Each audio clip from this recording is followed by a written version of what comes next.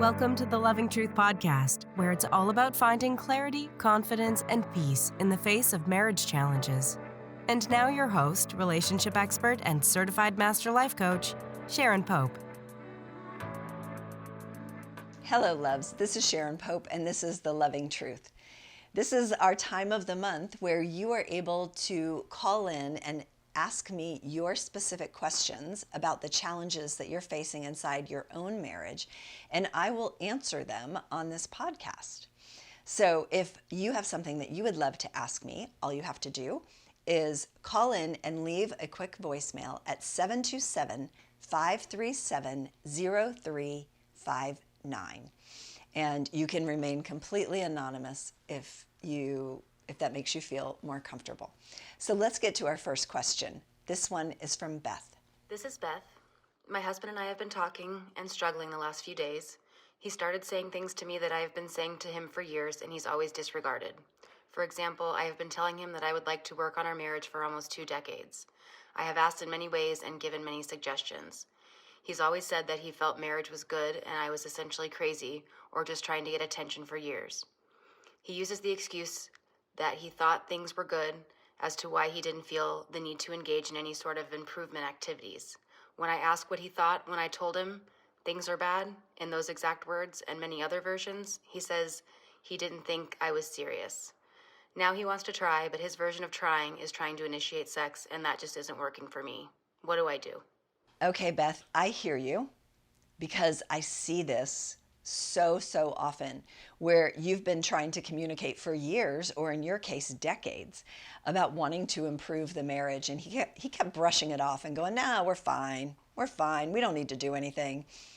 Because from his perspective, it was fine. But folks, here's what I want you to know. The nature of relationships is that if my partner is not fine, then we are not fine. Does that make sense? Right? It's not just, when you come into marriage, you don't just operate in a silo anymore. It's not just about how you're doing and how you're feeling. If my partner, if D was not doing well inside of our marriage and I genuinely loved him, how can I sit back and go, well, I'm fine. I'm perfectly happy given the fact that you're not happy, right? That doesn't even make any sense. So the nature of relationships is that it takes 2 people to want to be in it, and those 2 people have to both feel good about it. And the minute one person doesn't feel good about it, it automatically impacts the nature of the relationship. So stop pretending that you're great and you're happy and you're fine when your partner isn't. And take these conversations seriously. Don't just assume, yeah, if I ignore it, it'll go away. And ladies, and or gentlemen, whoever is the one that is asking for change, don't just take that brush off and go, oh, he just doesn't want to, or she just doesn't want to, or she seems to be fine and doesn't want to do anything about it. Stay with it. Go, no, I need you to hear me. This is serious. And if we keep going along this path, we may not be together forever. This very well can impact our marriage in a very negative way. So if we don't address it now, it's not going to magically get better. It's only going to deepen the resentment that I feel because you don't want to engage with me on this. And that is going to make us feel more and more disconnected over time, so that a few years from now, don't act surprised when I've got one foot out the door, right? But we don't have those conversations. We have the conversation like, I'm not happy. Or what did she say? Things are bad. I mean, that's a start to a conversation, but it doesn't give him anywhere to go. And a confused mind will always do nothing. So if he doesn't know what to do, he's not going to do anything. And that's what he did. He did nothing. So I want you to take these conversations when your partner comes to you with this. Take this stuff seriously. Don't wait until your partner's got a foot out the door, or they come to you and say, I think we need to divorce, before now you're ready to do all the things. Now, Beth, your husband is not a jerk. He's just a human being. He's doing what most of us do. We don't do what we should do. We do what we have to do. So all the things that he could have done a few years ago, Now he's probably trying to do those things now, and it may or may not be shifting something within you because you may be too far gone. We don't know. And the way that he's trying to make it better is he's going to what he's got in his toolbox, right? He's going to what he knows. Think about it. That's what we all do. We only use what we know to use. So if he wants to feel more connected to you, he wants to have sex with you. So he's trying to initiate sex to make the marriage better and doesn't understand why that's not working for you. So here's the reality. And this is true for him, just as it's true for you, just as it's true for everybody. If you keep doing the same things, you're going to get the same result. You need some new tools in your toolkit. You need some more knowledge. You need some insights and some awareness, and you don't know what you don't know right now. So you keep going to what you know, but it's not working. So instead of continuing to go back to doing the same thing over and over that hasn't been successful, you've got to get equipped with a new way of doing it. And by the way, the second way you try may not work either. The third way may not work either. But if it's not working, don't keep doing the same thing. Keep trying something new until something shifts. So if it were me, I would really want him to be able to get equipped with some new tools. Now, I would not tell him how to do that. You can offer suggestions. I'm not suggesting you keep something secret. But if you're forcing him to read a book, to listen to a podcast, to watch YouTube videos, to hire a coach or go to therapy, he's going to phone it in, right? And what I mean by that is he's going to check the box and say, yeah, I did it. You want to have sex now? Which means he's not going to grow and he's not going to get anything from it. So you'd have to approach it from a perspective of where he wants to do this. And the only way he's really going to want to do this, whatever this is, right? Whatever kind of program or accountability or how he's going to get equipped, is when he's choosing.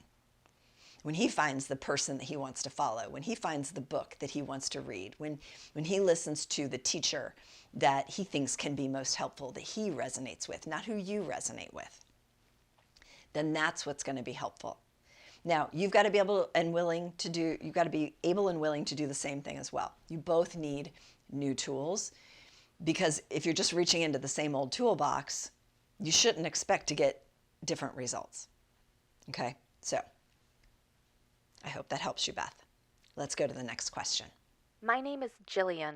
One of my husband's ongoing comments, is that he doesn't feel he can provide me with emotional connection if I don't provide more physical connection. For the record, I enjoy physical connection, both sexual and non-sexual, and I also desire more in my marriage. I told him that I also desire more physical connection. I reiterated all the things that I was doing to try to understand our relationship and him and to make it all better. He got mad and said, I don't think I can meet your needs until you meet mine. Now we're at a standstill. Neither of us is getting our needs met, and he's angry, almost defiant. Where do we go from here? Okay, Jillian, I'm so glad that you asked this question, because I know that so many people struggle in a very similar way. Now let's begin with the idea that, look, sex is not a given.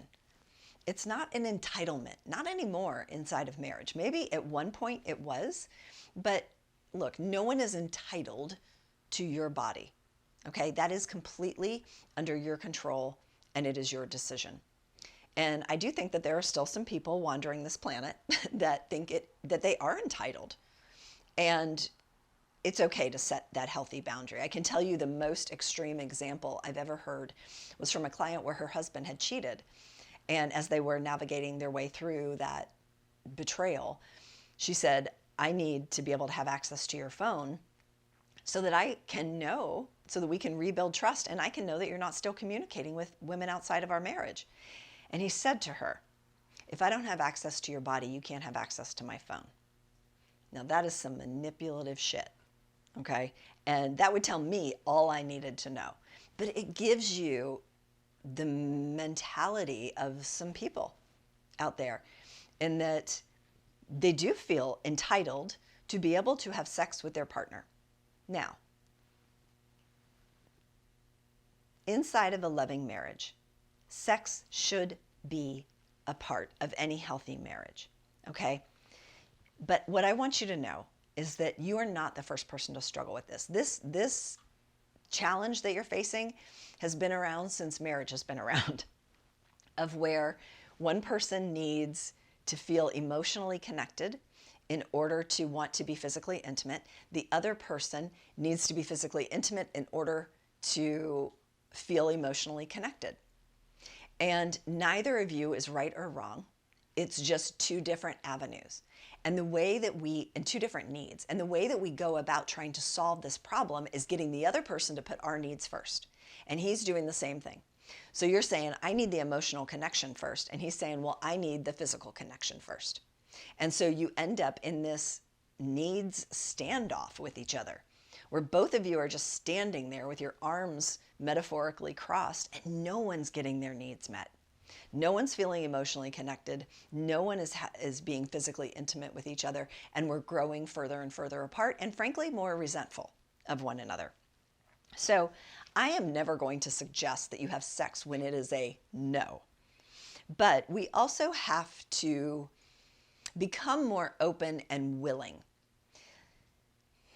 I talk about this in several other podcasts, so be sure to look for that because there's many different takes on this. But essentially what I mean by willing is sometimes we have to be open to feeling different 10 minutes from now than we do at this very moment. Like if we wait until both of us are at the height of our arousal before we have sex, we are waiting for the stars to align, right? We're waiting to win the lottery.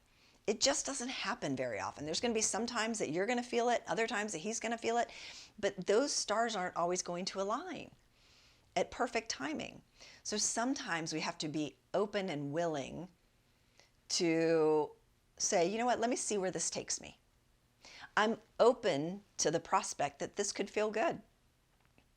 That at the end of the interaction, I would feel better and I would feel closer to my partner, which is ultimately what I really want.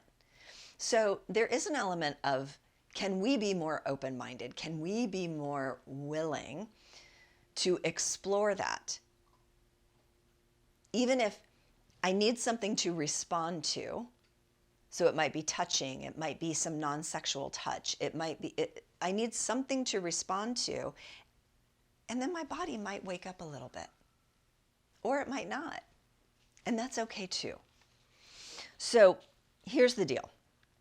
When this exists, when there is deep disconnection inside of a relationship, and one of you needs emotional connection to be physically intimate, and the other needs physical connection in order to be emotionally intimate, guess who goes first? The emotional connection has to come first. I know if you are on the other side of that equation, you don't like that answer. And I don't know if it's the man or the woman, because it's not always the man who needs the physical connection in order to feel closer to you. Many times it is, but it's not always. So I'm not choosing one sex over the other here. I'm just saying that when you are deeply disconnected, you can't just solve that with sex. So we've got to tend to the emotional connection first, and then can come the physical intimacy. So that's the piece that we've got to be able to work on. So I want you to think about let's begin with a non-sexual encounter. What would be a non-sexual encounter that would feel really good for you? Let's open ourselves up to, instead of here's what we're not going to do, what can we do? And then once you have an idea of what that could look like, then I want you to think about what is a sexual encounter that could feel good to you, that could feel interesting or comfortable for you. And it may not look the way it's always looked. And it may not look the way your spouse thinks it should look. But if you don't have an idea, if you haven't even, played with those thoughts at all about what could I get comfortable with, and you're just always no, no, no, no, then we have nowhere to go. So let's open the door and go, okay, we can't go there, but where can we go?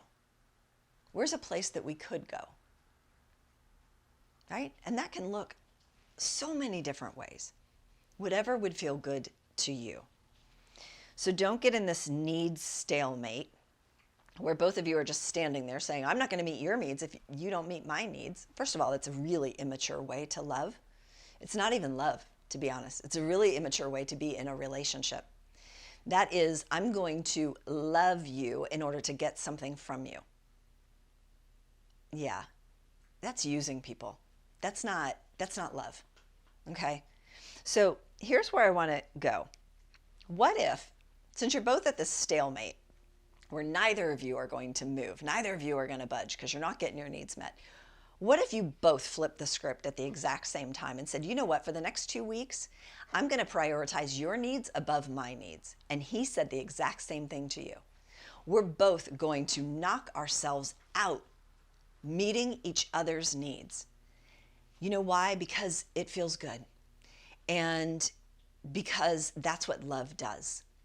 And because you're my partner and I care that you feel loved. I want you to feel loved. What if we prioritized each other's needs? And it doesn't have to look the exact way that you, like he thinks it should look or you think it should look. But what if we just went out of our way to make sure our partner felt loved? How would that shift the dynamic? It's certainly going to do a lot more than both of you just kind of standing there with your arms crossed going, we've got nowhere to go. We'll learn something through the process of prioritizing our partner's needs, even above our own. It's worth a shot, right? All right, for our final question today, we are going to Emily. Hi there. My name is Emily, and my husband and I are in the process of going through a divorce. I've moved out of the family home, and we're operating well together. You know, we're still even using the language that you proposed. That is, we're still a family. And it's not unusual for me to spend time at the family home, especially when the kids are around, because my 19-year-old son is home from college, and he's been acting cold towards me and the rest of the family. But my soon-to-be ex and I sat down and we talked to him. After many moments of just one-word answers and awkward silence, he finally told us why he's upset. And he said that that he doesn't feel like we're a family anymore because I don't live in the family home. He also feels like my husband and I are not working on our relationship. I told him that we're a family regardless of whether a marriage exists or not, and that he replied, that's bullshit. He can't subscribe to a family being separate from a marriage.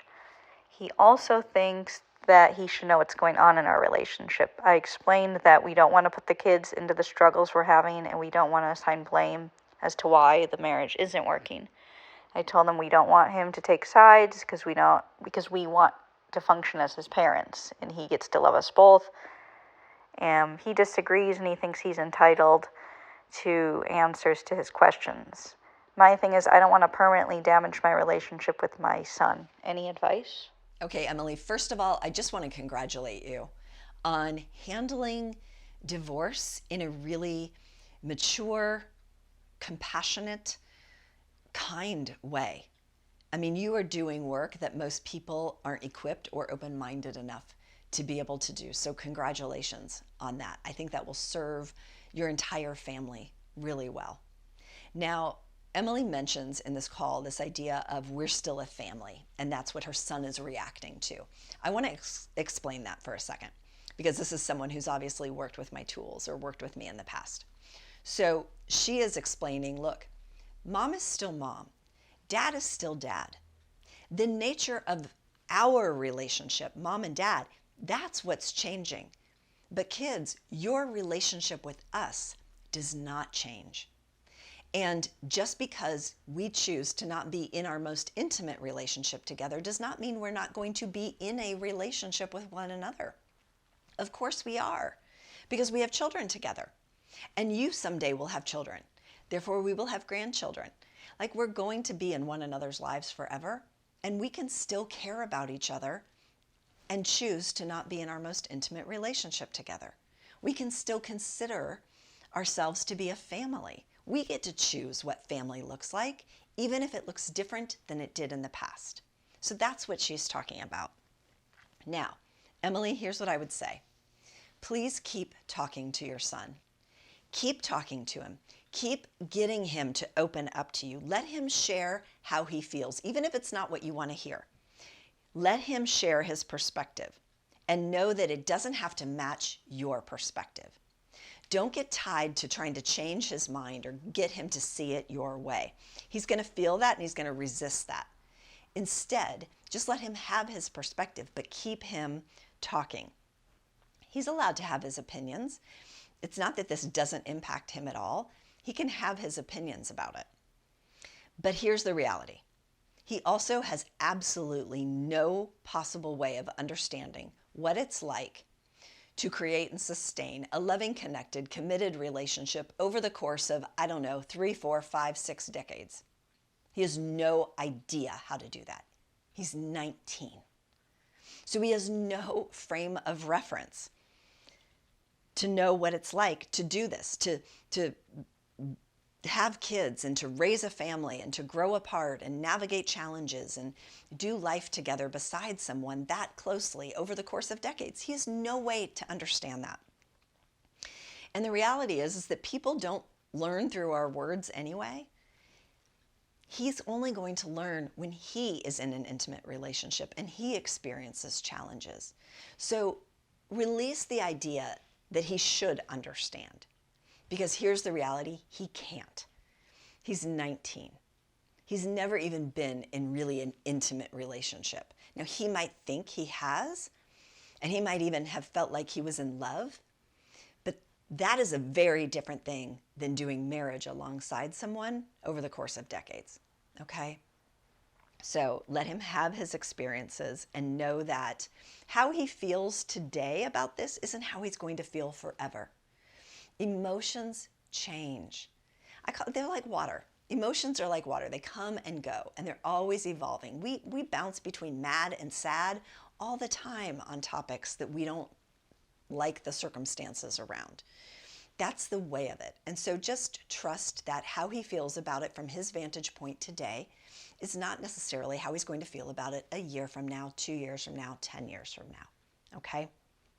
Now, the other thing that you can explain here that will be beneficial to him in his future relationships, because in this way he is wrong. When he says he has a right to know what is happening inside your marriage, he has a right to understand the intimate details of your marriage and where it broke down and what went wrong and why it's not workable and all that kind of stuff. He is not entitled to that. So I'm going to explain this to you so that maybe you can explain it to him.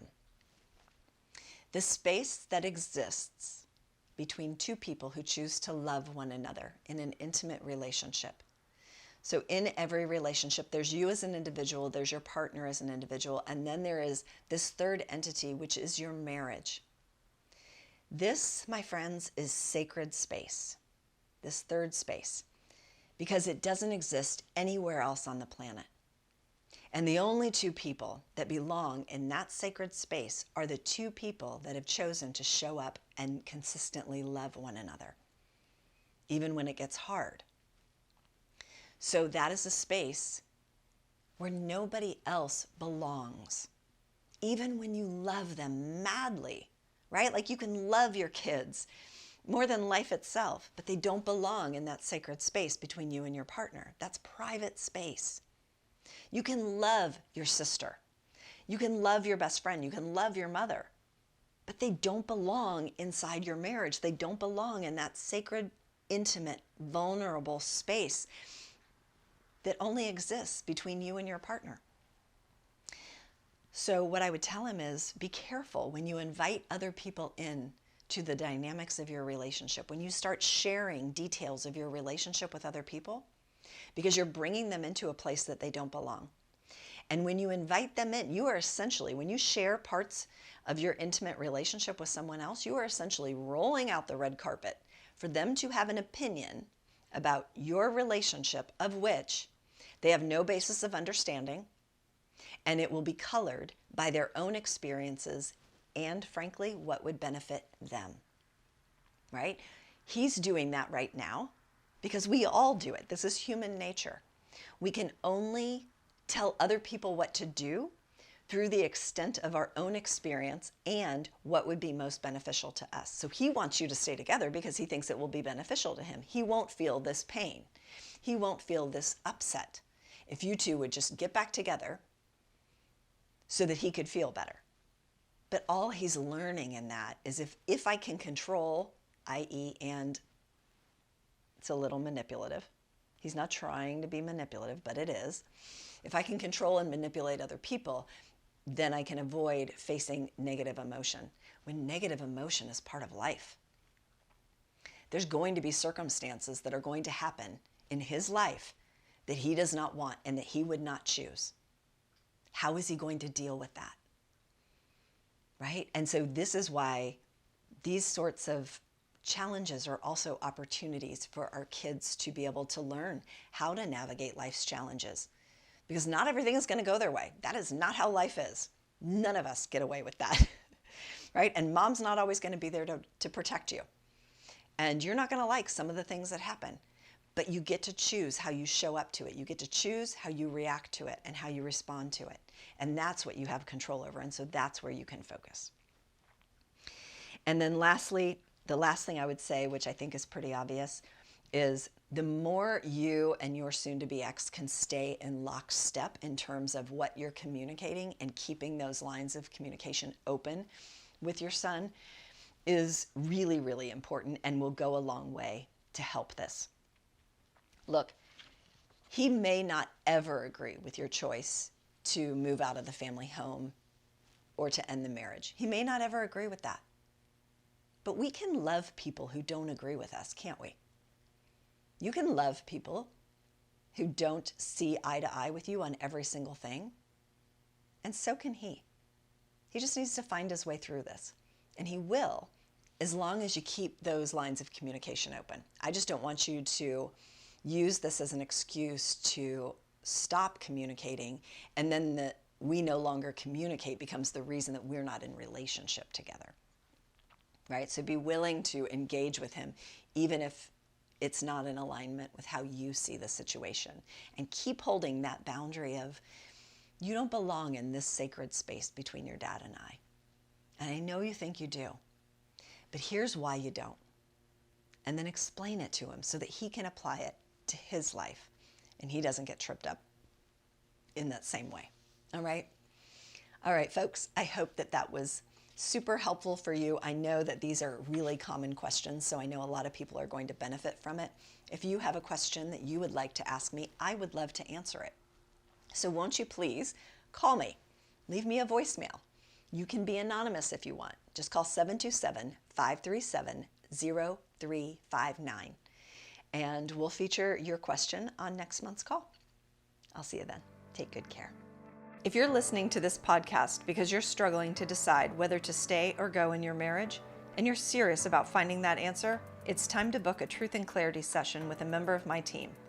On the call, we'll discuss where you are in your marriage and explore if there's a fit for you and I to work together so you can make and execute the right decision for you and your marriage. Go to clarityformymarriage.com to fill out an application now. That's clarityformymarriage.com.